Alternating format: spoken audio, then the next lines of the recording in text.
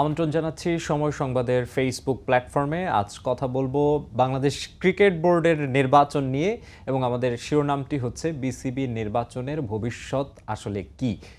BCB নির্বাচন নিয়ে একটা চরম নাটকীয়তা তৈরি হয়েছে শুরু থেকেই। এবারের বিসিবি নির্বাচনটা যেমন মনে করা হচ্ছিল যে একটা ভিন্ন ধর্মী হয়তো একটা ইলেকশন হবে। এর আগে যখন নাজমুল হাসান পাপনের আমল ছিল তখন একটা প্যাটার্নে বিসিবিতে নির্বাচনটা হতো, একটা পক্ষের হাতেই সমস্ত ক্ষমতা ছিল।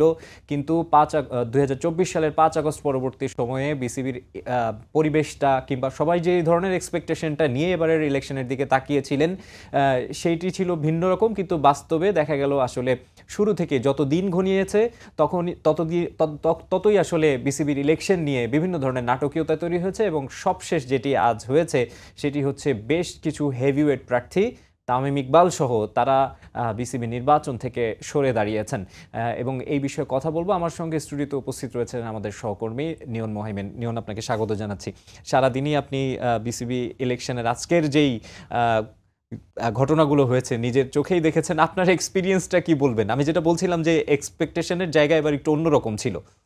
বাট ওই যে নাজমুল হাসান পাপন একটা প্যাটার্নে করতেন, এবারও একই প্যাটার্নে হচ্ছে, শুধু নাজমুল হাসান পাপনের জায়গায় সেখানে একজন নতুন ব্যক্তি এসে বসেছেন, তার ইশারায় সব কিছু হচ্ছে এবং একই রকমভাবে একটা গ্রুপের হাতে এবারও আসলে বিসিবি নির্বাচন পুরোপুরি কুক্ষিগত হয়ে আছে। এবং শেষ পর্যন্ত দেখলাম এই যে আজকে যে 16 জন সরে গেল, তারা সরে যাওয়ার ফলে একেবারে এককভাবে একচ্ছত্রভাবে এখন আর আসলে কোনো ধরনের অনেকে এখন বলতে পারেন যে অনেক প্রার্থী তো আছেন, নির্বাচন তো হবে, এখন আসলে আমরা চাইলেই বলে দিতে পারবো এরা এরা এরা এরা এরা আসলে 25 জন ডিরেক্টর হবে, কারা কারা ভোটে হারবে, এগুলো এখন ছক কষা হয়ে গেছে। নির্বাচনের যে চার্মটা সেটা একেবারেই নেই। আপনি আজ সারাদিনের যেই বিষয়গুলো হয়েছে, যে ঘটনাগুলো দেখেছেন, সেটা নিয়ে আপনি একটা রিপোর্টও করেছেন। নির্বাচন কমিশনার কথা বলেছেন, তামিম ইকবাল থেকে শুরু করে যেই প্রার্থীরা যারা বিসিবি ইলেকশনে অংশ নিতে চেয়েছিলেন, পরিচালক পদের জন্য লড়াই করতে চেয়েছিলেন, তারা যে সরে দাঁড়িয়েছেন, তারাও তাদের অভিযোগগুলো তুলে ধরেছেন। নির্বাচনী পরিবেশ নিয়ে কথা বলেছেন। কেউ কেউ তাদের এখনো যে কিছু এক্সপেকটেশনের জায়গা আছে লেভেল প্লেইং ফিল্ড নিয়ে, সেগুলো নিয়েও কথা বলেছেন। আপনার যে রিপোর্টটি আছে সেই রিপোর্টটি আমরা একটু দেখে নিতে চাই। শেষ হয়েও হইল না শেষ। বিসিবি নির্বাচনের ধারাবাহিক নাটক এখন মেগা সিরিয়াল। মঙ্গলবার রাত থেকে যে গুঞ্জন, সেটাই সত্য হলো বুধবার সকালে। ছুটির দিন রাজধানীবাসী আড়মোড়া ভাঙার আগেই বিসিবিতে তামিম ইকবাল। তারপর একে একে আসতে থাকেন বিসিবি নির্বাচনে মনোনয়নপত্র কেনা প্রার্থীরা। ক্যাটাগরি 2 থেকে ক্লাব সংগঠকরা যেমন ছিলেন, তেমন ছিলেন ক্যাটাগরি 1-এর জেলা বিভাগ এবং ক্যাটাগরি 3-এর প্রার্থীরাও। উদ্দেশ্য সবার একটাই, সাজানো নির্বাচনে অংশ নেবেন না তারা। অবশেষে 2 ঘন্টা পর তফসিল অনুযায়ী প্রত্যাহারের সময় পার করে নামলেন তামিম, জানালেন সরে যাওয়ার কারণ। যখন যা মনে হচ্ছে তখন তা করা হচ্ছে, এটা আসলে ইলেকশন না, এটা ইলেকশন না। আর ক্রিকেটের সাথে জিনিসটা কোনো দিক থেকেই মানায় না। এটা হলো আমাদের একটা ওয়ে অফ প্রোটেস্ট, যে এখান থেকে এসে যে এই নোংরামির পার্ট আমরা থাকতে পারবো না। এখন পর্যন্ত 12 ক্লাব সহ 15 জন সরে গেছেন নির্বাচন থেকে, কিন্তু সংখ্যার হিসেবে যা নগণ্য। তামিমের দাবি, আরো অনেকেই প্রত্যাহার করতে চান, কিন্তু অদৃশ্য চাপে পারছেন না। এখানে আরো অনেকেই আজকে উইথড্র করতেন, তাদেরকে বিভিন্নভাবে বিভিন্ন ওয়েতে বোঝানো হয়েছে বা চাপ সৃষ্টি করা হয়েছে, তাদেরকে করে থামানো হয়েছে। এই ইলেকশন বাংলাদেশ ক্রিকেট বোর্ডের জন্য একটা কালো দাগ হয়ে গেল। আর এই ইলেকশনের পার্টের সাথে যারা আছে এরা আই এম শিওর তারাও বুঝতে পারেন যে ইলেকশনটা কোনো দিক থেকেই এটা একটা ইলেকশন ছিল না। তবে অন্যরা না আসলেও তামিমের ডাকে সাড়া দিয়ে সরে গেছেন বিএনপি নেতা মির্জা আব্বাসের ছেলে ইয়াসির আব্বাস, আমির মাহমুদ খসরুর ছেলে ইসরাফিল খসরু, বরকতুল্লাহ বুলুর সন্তান ওমর শরীফ মোহাম্মদ ইমরান এবং সালাউদ্দিনের ছেলে সাইদ ইব্রাহিম। সরকারের একটি গোষ্ঠী, পুরো সরকার আমি বলবো না, সরকারের ভেতরে একটা গোষ্ঠী এখানে নকডাউনে হস্তক্ষেপ করছে। দেয়ার ইজ সামথিং সিভিয়ারলি রং। এখানে প্রপার ইলেকশন হওয়ার চান্সেস খুবই কম আমার মনে হলো। This cricket park is our pride. এটাকে কোন রকম অন্যদিকে কেউ যে ভাই নোংরামি বলে নিয়ে বললাম, আমি যেখান থেকে ফিরত আসছি এরপর দেখার কিছু নাই। ক্রীড়া উপদেষ্টা যেহেতু এই ক্রীড়াঙ্গনের অভিভাবক, এই সমাধানটা কিন্তু উনিই করতে পারে, কিন্তু ইচ্ছা করলে। ঠিক আছে, এটা অন্য কোথাও গেলে কিন্তু আমাদের ক্রিকেটটাই ক্ষতিগ্রস্ত হবে। নির্বাচনের এই ডামাডোলে ক্রিকেটটা বরাবরই থেকেছে সবার চিন্তার বাইরে। তামিম তাই বলে গেলেন, বিসিবিতে নাকি হেরেই গেল ক্রিকেট। নিয়ন মোহাইমেন, সময় সংবাদ, ঢাকা। ক্রিকেটটা হেরে গেল, এটা শুনতেই আসলে ক্রিকেট সংশ্লিষ্ট যারা আছেন তারা কোনোভাবেই নিশ্চয়ই এটা এক্সপেক্ট করেন না, ক্রিকেটটা হেরে গেল। এখন আসলে মানে যারা এখান থেকে সরে গেলেন, তামিম ইকবাল সবচেয়ে বড় নাম, এবং তিনি বারবারই এর আগেও তিনি বারবারই বলেছেন যে যেই পরিমাণ নোংরামিটা হচ্ছে, আমরা একটু শুধু তামিম ইকবাল না, মানে যেই 16 জন এখান থেকে মানে আজ বিসিবি নির্বাচন থেকে সরে দাঁড়িয়েছেন তাদের যে তালিকাটা সেটাও একবার দেখে নিতে চাই, কোন ক্লাব থেকে বা কোন ক্যাটাগরি থেকে তারা সরে দাঁড়িয়েছেন। Tamim Iqbal old DOHS sports club থেকে, রফিকুল ইসলাম বাবু যিনি এবারের নির্বাচনে একটা বড় ভূমিকা শুরু থেকে রাখছিলেন, ইন্দিরা রোড ক্রীড়া চক্র, মাসুদুজ্জামান মোহাম্মদান স্পোর্টিং ক্লাবেরও বড় নাম, Saeed Ibrahim Ahmed fair fighters sporting club, Syed Borhanul Hossain Pappu, তাকেও আমরা বেশ সরব দেখেছিলাম তেজগাঁও ক্লাব থেকে, এছাড়াও সাব্বির আহমেদ রুবেল, আসিফ রব্বানি, মির্জা ইয়াসির আব্বাস বিএনপি নেতা মির্জা আব্বাসের ছেলে, ফাহিম সিনহা তিনি আফজালুর রহমান সিনহার ছেলে, বিসিবির সাবেক পরিচালক, সাইদুল ইসলাম সপু, ওমর শরীফ, মোহাম্মদ ইমরান তিনিও কথা বলেছেন। এরপরে আমরা আরও কয়েকটি নাম দেখতে পাবো। এছাড়াও ইফতেখার মিঠু রয়েছেন ভাইকিংস ক্রিকেট একাডেমি, তিনি বিসিবির পরিচালক এবং মিডিয়া কমিটির চেয়ারম্যানও, মীর হেলাল উদ্দিন, তৌহিদ তারিক, সিরাজউদ্দিন মোহাম্মদ আলমগীর। ইফতেখার মিটুরটা এখানে বলতে হয়, ইফতেখার মিটুরটা আসলে আজকে প্রত্যাহার করবার কিছু ছিল না। তিনি গতকাল হাইকোর্টের যে রায়টা এসেছে 15টা ক্লাবকে অংশ নিতে দেওয়া হবে না, ভাইকিংস ক্রিকেট একাডেমি আসলে সেই 15টার মধ্যেই পড়ে যায়, তাই ইফতেখার মিটুরটা আসলে কোর্টের রায়তেই বাদ হয়ে গেছে। কিন্তু তারপরেও যেহেতু ইসরাফিল খসরু প্রত্যাহার করে নিয়েছেন, তিনিও একই রকমভাবে 15টা ক্লাব ক্রাইটেরিয়ায় পড়েন, কিন্তু পরবর্তীতে ইসি যেটা জানিয়েছেন যে তারা ওই কোর্টের রায় অনুযায়ী যেহেতু ইসরাফিল খসরু প্রত্যাহার করেই নিয়েছেন, মিঠুরটাও বাতিল করে দিয়েছেন, তো সেই হিসাবে আসলে 16 জন, মূলত হিসাব যদি বলি তাহলে 15 জন আসলে প্রত্যাহার করেছেন, আর ইফতেখার মিটুরটা অটোমেটিক হয়ে যাওয়ার কারণে এটা 16 নাম্বার হিসেবে কাউন্ট করা হচ্ছে। এবং এই 16 জন বা যেই 16টা ক্লাব বা জেলা ক্রীড়া সংস্থা বা বিশ্ববিদ্যালয় যাই বলেন না কেন, এটা যদি এবারের নির্বাচনের বা ভোটের মাঠে থাকতো সেটা কিন্তু একটা অন্যরকম ব্যাপার হতো, মানে অসাধারণ। মানে বাংলাদেশ 2005-এর পরে বাংলাদেশ ক্রিকেট বোর্ড সম্ভবত এরকম জাঁকজমকপূর্ণ নির্বাচন দেখবার সুযোগ পায়নি। মানে এবার যেইভাবে শুরুটা হয়েছিল, সবাই ভেবেছিল অন্তত 2টো প্যানেল হবে, নির্বাচন হবে, ভোটাভুটি হবে। আমি একদম ফ্র্যাঙ্কলি বলি, আমাদের বয়সকালে আমরা যে নির্বাচনগুলো দেখেছি সেখানে আসলে নির্বাচন দেখিনি। আমরা আমাদের যারা সিনিয়র সাংবাদিক আছেন তাদের কাছ থেকে শুনেছি এই নির্বাচনগুলোর গল্প। গতকাল কয়েকজন সাংবাদিক যারা আমাদেরও জুনিয়র, তারা এসে আমাদের কাছে জিজ্ঞেস করছিলেন যে ভাই আসলে বলেন তো নির্বাচনে কি হয়, বিসিবির নির্বাচনে আসলে কি হয়, অনেক মিষ্টি টিষ্টি আসে নাকি, অনেক প্রার্থীরা কিভাবে উদযাপন করে। মানে একটা জেনারেশন জানেই না বিসিবির নির্বাচনে কি হয়, বিসিবির নির্বাচন কিভাবে হয়, সেই সুযোগটা এবার ছিল, সেই সুযোগটাও আসলে এবার দেওয়া হলো না। যেটা বারবার বলা হচ্ছে, তামিম ইকবালের ওই কথাতেই আসি আবারও, যে নোংরামি বন্ধ করুন, এবং অন্যান্য যারা সরে গিয়েছেন তারাও বারবার বলছিলেন, মানে নির্বাচনী পরিবেশ নিয়ে প্রশ্ন তুলছিলেন। মোটা দাগে সবার কথা কিন্তু একই রকম, অভিযোগের তীরটাও খুব স্পষ্ট, সরকারি হস্তক্ষেপের একটা তারা অভিযোগ। এখানে আসলে সরকারি হস্তক্ষেপের আগে আমি যদি একটু ব্যাক স্টোরিটা বলি, মানে তামিম ইকবাল বা তামিম ইকবালের যে প্যানেল বা বিএনপির যে প্যানেল, সেই প্যানেলটাও একেবারে দুধে ধোয়া তুলসী পাতা নয়। মানে এই যে 15টা ক্লাবের কথা বারবার বলা হচ্ছে, 15টা ক্লাব আসলে গত 17 বছরের সুবিধাভোগী, তারা বিভিন্ন সময় বেআইনি কাজ করেছে, বিভিন্ন সময় নিয়ম বহির্ভূতভাবে, এবং তাদের এখানে উঠে আসাটাও আসলে পুরোপুরি নিয়ম বহির্ভূতভাবে। এটা দুদক এটা নিয়ে তদন্ত করেছে, তদন্ত করে তারা দেখেছে যে এখানে কোনো একটা ঝামেলা আছে। দুদক থেকে একটা সুপারিশ করা হয়েছিল বিসিবিকে যে হ্যাঁ, এই 15টা ক্লাবের ব্যাপারে আপনারা ফার্দার তদন্ত করেন, করবার পর আপনারা একটা সিদ্ধান্ত নিয়ে, যেহেতু এটা বিসিবির এখতিয়ারভুক্ত, বিসিবি একটা সিদ্ধান্ত নিক।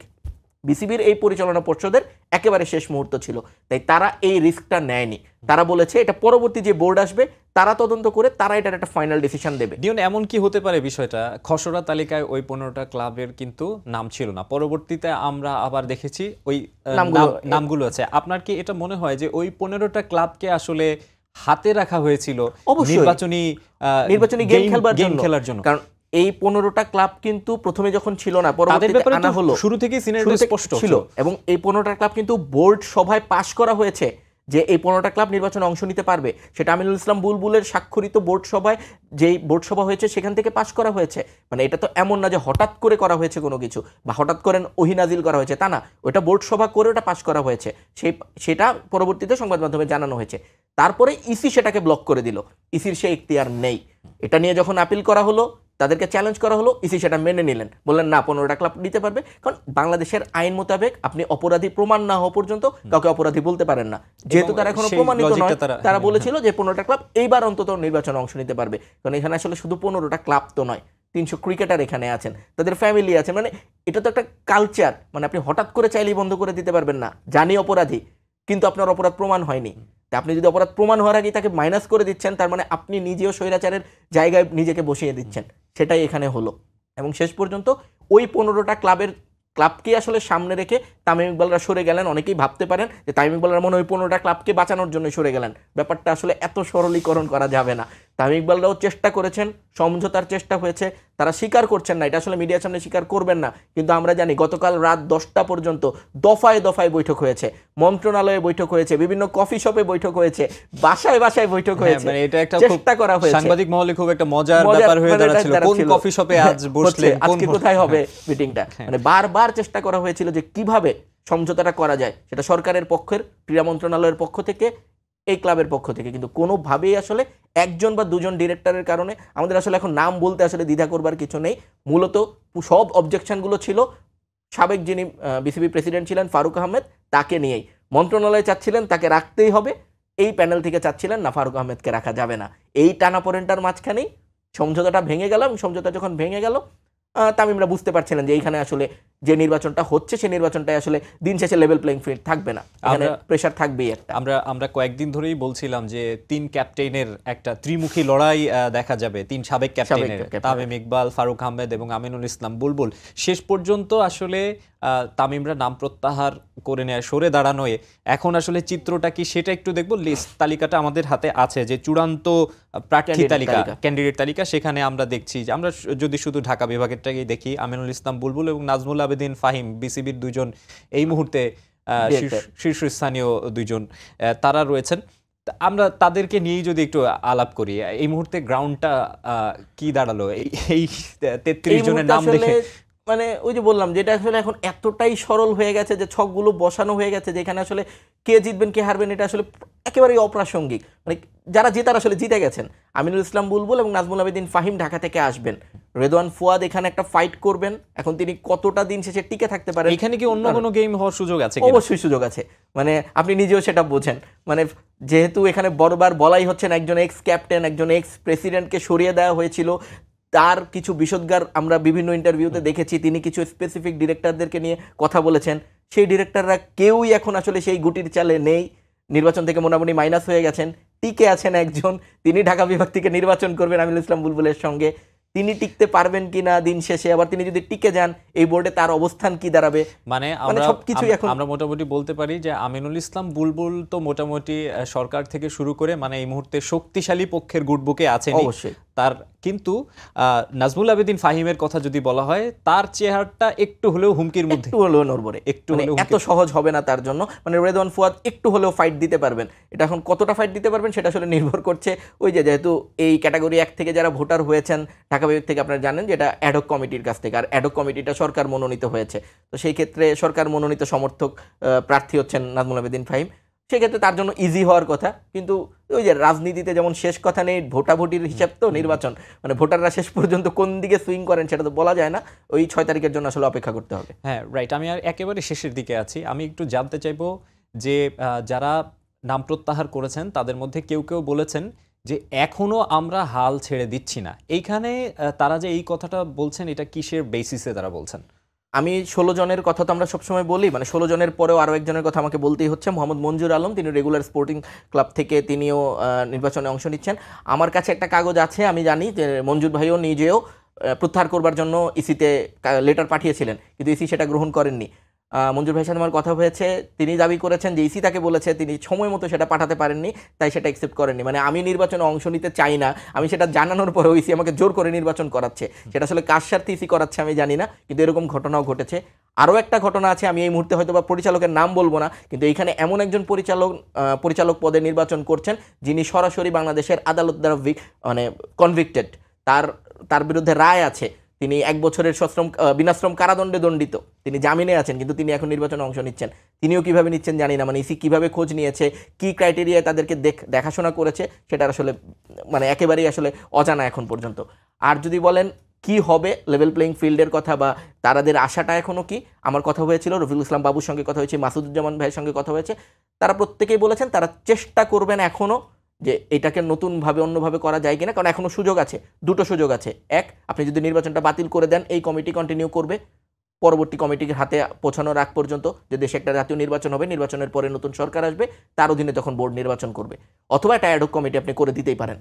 এটা সবচেয়ে সহজ উপায়। সেটাই সবচেয়ে আর সহজ উপায়, নয়তো আপনি নির্বাচনের একটা পুনর্তফসিল দেন, ক্লাব ক্যাটাগরিতে নতুন করে মনোনয়নপত্র যাচাই বাছাইয়ের ব্যবস্থা করেন এবং চেষ্টা করা যায় যতটুকু ফ্রি অ্যান্ড ফেয়ার রাখা যায়। সেই এক্সপেকটেশনটাই আসলে যারা ক্রিকেটের ভালো চান বাংলাদেশের, তারা নিশ্চয়ই সেই এক্সপেকটেশনটাই রাখবেন। আপনাকে অনেক ধন্যবাদ সময় দেওয়ার জন্য এবং বিস্তার আলোচনার জন্য। দর্শক, আমরা কথা বলছিলাম বাংলাদেশ ক্রিকেট বোর্ডের নির্বাচন নিয়ে। সারাদিনে যা হয়েছে সেই বিষয়গুলো জানাতে আমাদের সঙ্গে স্টুডিওতে উপস্থিত হয়েছিলেন সহকর্মী নিয়ন মোহাইমিন, এবং সবশেষ যেই কথাগুলো তিনি বললেন যে নিশ্চয়ই সংশ্লিষ্টদের প্রত্যাশার জায়গা থাকবে যে ফ্রি অ্যান্ড ফেয়ার ইলেকশন, সবার অংশগ্রহণমূলক ইলেকশন, যেটা কিছুদিন আগে একটা ব্রিফিংয়ে যুব ক্রীড়া উপদেষ্টা আসিফ মাহমুদ সজীব ভুঁইয়া তিনি নিজেও বলেছেন, নিশ্চিত করেছেন যে তিনিও আসলে তেমনটাই চাচ্ছেন, যে নির্বাচনের প্রতিদ্বন্দ্বিতা থাকবে, লড়াই থাকবে, সব পক্ষের অংশগ্রহণ থাকবে, কিন্তু নির্বাচনটা ওই যেটা বললাম যে অংশগ্রহণমূলক যাতে হয়। শেষ পর্যন্ত এটা প্রহসনের নির্বাচনই হয়ে যায় নাকি সেই অংশগ্রহণের জায়গা নিশ্চিত হয়, সেটাই আসলে এখন দেখার পালা। এই বলে আজকের অনুষ্ঠান এখানে শেষ করছি। পরবর্তীতে অন্য কোনো বিষয় নিয়ে আবারও আপনাদের সামনে হাজির হব।